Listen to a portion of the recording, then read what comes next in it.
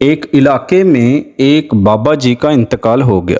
جنازہ تیار ہوا اور جب اٹھا کر قبرستان جانے لگے تو ایک آدمی آگے آیا اور چارپائی کا ایک پاؤں پکڑ کر بولا، مرنے والے نے میرے 15 لاکھ روپے دینے ہیں، پہلے مجھے پیسے دے دو پھر اس کو دفن کرنے دوں گا۔ اب تمام لوگ کھڑے تماشا دیکھ رہے تھے۔ بیٹوں نے کہا، مرنے والے نے ہمیں کوئی تو ایسی بات نہیں بتائی کہ وہ مقروض ہے، اس لیے ہم پیسے نہیں دے سکتے۔ مرنے والے کے بھائیوں نے کہا، جب بیٹے ذمہ دار نہیں تو ہم کیوں دیں؟ اب سارے کھڑے ہیں اور اس نے چارپائی پکڑی ہوئی ہے۔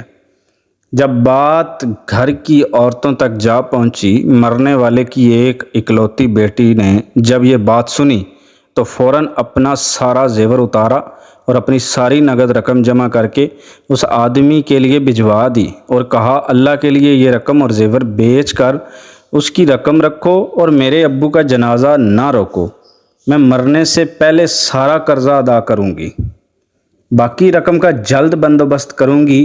اب وہ شخص کھڑا ہوا اور سارے مجمع کو مخاطب کر کے بولا، اصل بات یہ ہے کہ میں نے مرنے والے سے 15 لاکھ لینے نہیں بلکہ اس کے 15 لاکھ دینے ہیں، اور اس کے کسی وارث کو میں جانتا نہیں تھا، تو میں نے یہ کھیل کھیلا۔ اب مجھے پتہ چل چکا ہے کہ اس کی وارث ایک بیٹی ہے اور اس کا کوئی بیٹا اور کوئی بھائی نہیں۔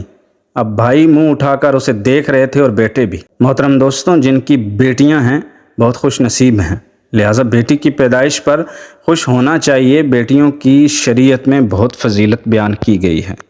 امید ہے آپ کو یہ ویڈیو ضرور پسند آئی ہوگی۔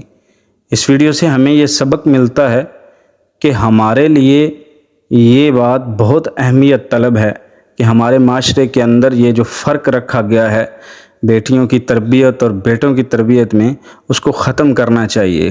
ان کو اتنا ہی پیار دینا چاہیے جتنا کہ ہم بیٹوں کو دیتے ہیں، اور بیٹے اور بیٹی کو فرق کی نگاہ سے دیکھنے سے بہتر ہے کہ ان کو بھی باقی اولاد کی طرح محبت دی جائے۔